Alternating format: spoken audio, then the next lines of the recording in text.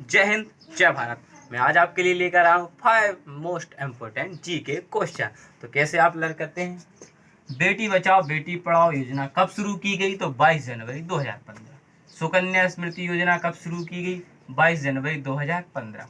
भारत में खुलने वाला प्रथम बैंक था बैंक ऑफ हिंदुस्तान 1770 ईस्वी।